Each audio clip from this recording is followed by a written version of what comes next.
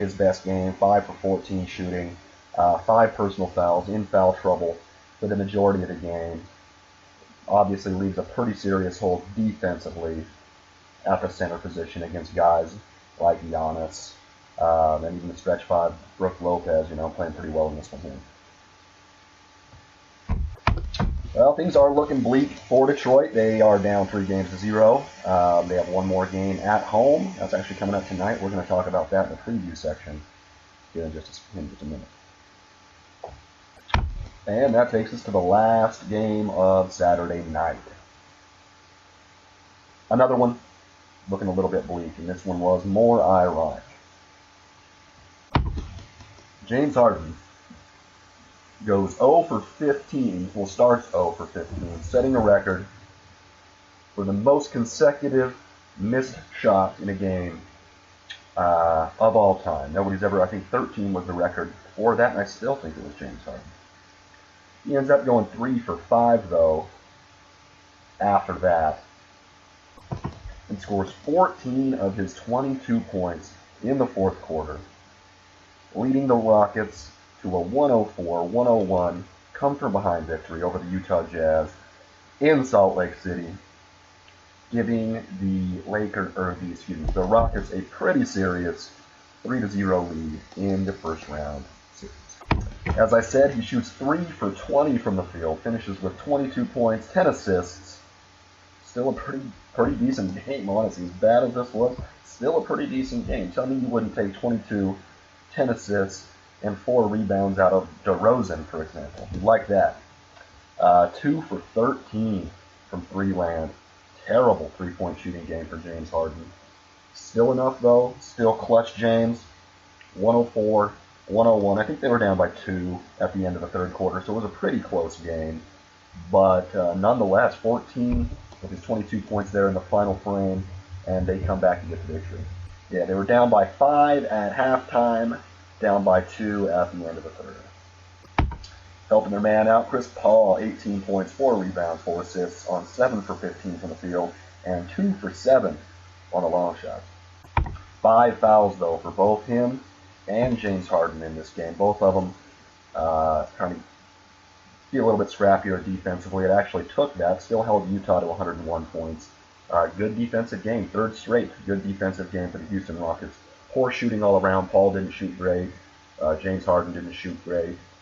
Eric Gordon finishes with 12 points, 5 rebounds, 4 for 11 shooting, so he's not shooting great. 3 for 8 from 3 land, though, so a little bit there. P.J. Tucker also in the starting lineup, 12 points, 10 rebounds. Good game, but just 3 for 11 shooting. Not fantastic. Capella, 11 points and 14 rebounds to round it out for the starters.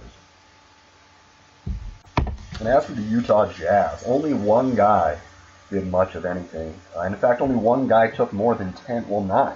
Nobody took 10 shots except for one player, and you can guess who it was. Donovan Mitchell, 42 minutes. He scores 34 points, 6 rebounds, 5 assists, 9 for 27 shooting, 33% there. 4 for 12 from beyond the arc, also 33% there. A mirror shooting percentage for him here. Really got to make more shots at the basket. I saw in a statistic that he is the worst shooter at the rim in the NBA. He shoots just 50% at the rim. We're talking layups and dunks in the entire NBA. I think that the average is like 75% or something like that, like just average. And he's shooting 50%. If he's going to be taking that much of a volume, we talk about Harden being a volume player. If he's going to be taking this much of a volume, he's going to have to be more efficient. That's one thing that people would knock about Harden, but his shooting has actually really improved, especially from downtown.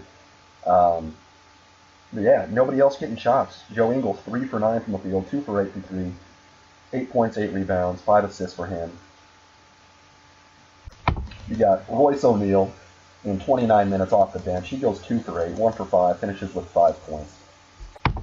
Rubio with 10 points, 6 assists on 6 shots. Gobert, just 4 shots. How do you get Rudy go? I mean, he's obviously not a great shooter, but he has one of the highest field goal percentages in the league. Most of his, they played really well defensively, and they forced Donovan Mitchell to beat him, and he wasn't able to do so. But worked out pretty well. They played defensively well themselves. Harden obviously had a bad game. But, I mean, they really wanted to force Donovan Mitchell to beat him. And sure, he goes off for 34 points, but they end up losing by 3. Rudy Gobert, 3 for 4 from the field. Finishes with just 10 points and 8 rebounds. That's not going to cut it. That is not going to cut it against the Houston Rockets. I mean, they have basically a trio of big men. Only 2 of them played in this one, Capella and Kenneth Faried. Both actually playing pretty well. I mean, basically as well as Gobert. I mean, Capella played a little better than Gobert. But yeah, I mean, if you're a Jazz fan, this is a tough loss. Already down 2-0. James Harden, you'd already tried 2 different defensive plans as far as trying to shut him down. They didn't really work, and even this one, he has a tough game. Like I said, still finishes with 22 points and 10 assists. I mean, it didn't really work. It was tough, but at the end of the day, he still ended up getting his.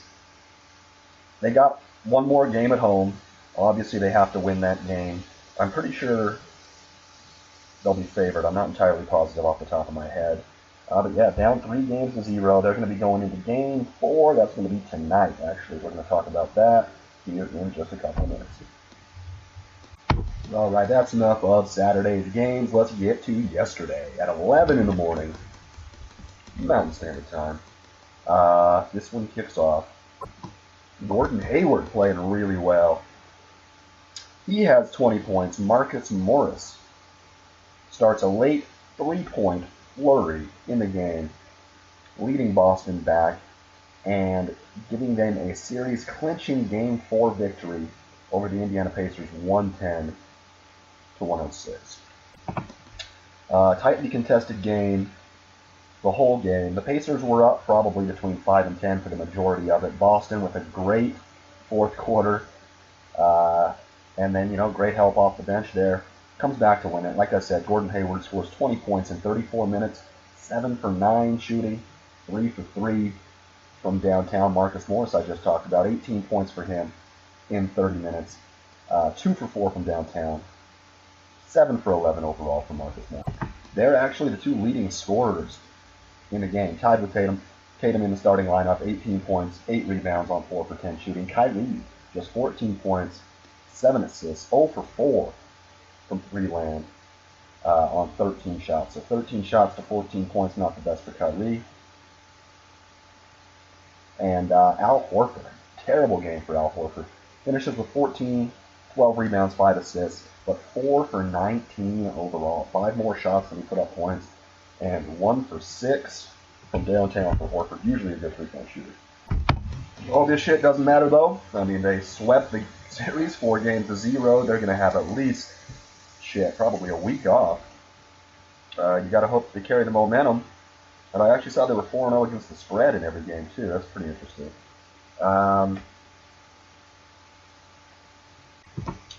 Indiana in the loss in scoring is led by Bogdanovich once again, 22 points and 8 boards, 6 for 14 shooting, 1 for 3 from 3 land. It's going to be really interesting to see how they end up using him moving forward when Oladipo comes back. He's really an underrated scorer. Kind of reminds me a little bit of a Klay Thompson. Even gets to the rim a little bit more than a Klay Thompson, but not as good of a 3-point shooter, but still good. But gets to the rim quite a bit. It'll be interesting to see how him and Oladipo kind of mesh together. Maybe Oladipo at the point and Bogdanovich at the 2 or something like that. I don't know. Tyreke Evans off the bench, 21 points on 7 for 18 shooting, 3 for 7 from downtown. Pretty good game for him in the loss. Domantas Sabonis, 14 and 8 off the bench in 22 minutes. And Darren Collison in the starting lineup playing point guard, 19 points, 6 rebounds, 5 assists. He makes 3 threes, but it doesn't matter. They end up losing by 4. This will be the last game of the year for the Indiana Pacers. It's been a good one. They've actually played really well, especially after losing their best player in the last third of the season or so. Ended up losing like 1 playoff seed down to like the 5th spot. Almost everybody thought that they would fall to the 7 or to the 8 or possibly out of the playoffs. Realistically, I'd say it's a pretty good overall season for The Indiana Pacers' Domantas Sabonis plays well. Really improves his game for a young guy. It's going to be a bright future there. Obviously, the Oladipo injury is the major detraction from this season. I mean, it was a big deal. He was the best player they had, the most improved player in the NBA last season. And he won't be ready, I don't think, for the beginning of next season either. So it'll be kind of possibly a tough comeback year there for Oladipo. And like I was talking about just a minute ago, it's going to be interesting to see how Oladipo fits in while he's not as good as he was last year, with Bogdanovic also, who is better now than he was when Oladipo was playing. So it'll be interesting to see how that combination works and kind of how Oladipo ends up maturing post-injury. But that's a long time from now, and that's the end of it there for the Indiana Pacers. And on to the second game from yesterday in the fine city of Los Angeles. Excuse me. Kevin Durant scores 33 points. Klay Thompson scores 32 on an awesome shooting night for him. And the Warriors beat the Los Angeles Clippers 113-105 on Sunday to take a 3-1 lead in the first round playoff series. This game again was pretty close. Warriors were up by 8 at halftime. The Clippers cut that to a 3-point lead at the end of the third, but ultimately unable to get the victory in this one. Kevin Durant, like I said, another great game. 33 points, 7 rebounds, 6 assists. He goes 3 for 6 from beyond the arc. 12 for 21 overall. A real solid Kevin Durant-ish game in this one. Curry, a tough game. 3 for 14 from the field, 1 for 9 from deep. Finishes with 12 points. How about another 10 rebound game for Steph Curry? That's 2 of them. One of them was a 15 rebound game, but 2 double-digit rebound games for Steph Curry in this Clipper series here. He also dishes out 7 assists. Ultimately, still relatively useful, just a terrible shooting performance. Klay Thompson, who I just talked about a second, he goes 6 for 9 for downtown. 12 for 20 overall. He finishes with 32 points in 40 minutes. Bogut actually plays really well as the starter. Just 21 minutes, so Iguodala ends up playing more minutes, but as the starter to replace DeMarcus Cousins, he finishes with 8 points, 10 rebounds, 4 assists, 4 for 7 shooting. A nice little bright spot there for Golden State. And then you have the 2 different styles you can play with. The big man Bogut and have Draymond 4. Or, obviously, you can put Iguodala in there and have Draymond be the 5, Kevin Durant play the 4. Either way, it's going to be tough to deal with them moving forward. The Los Angeles Clippers, they're led in scoring by Shai Gilgeous-Alexander, 25 points on 9 for 15 shooting, 3 for 5 from the three-point area. Big game for the rookie right there in the playoffs, facing a 3-1 deficit against the best team that any of us have basically seen in at least 10 years.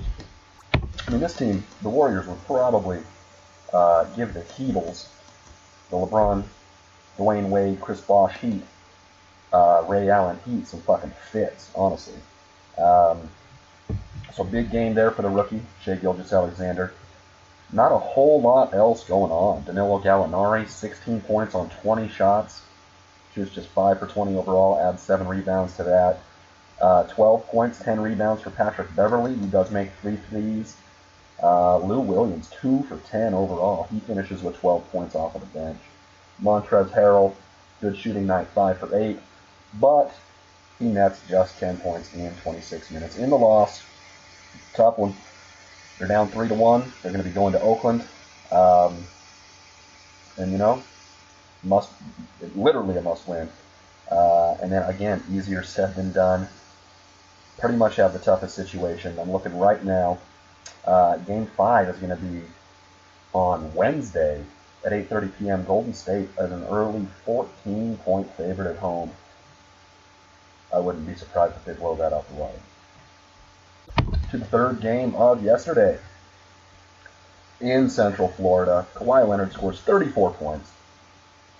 And the Toronto Raptors beat the Orlando Magic 107-85 on Sunday evening to take a 3-1 lead in the first round Eastern Conference series here. It was tied after 1. The Magic, or the Raptors hold the Magic to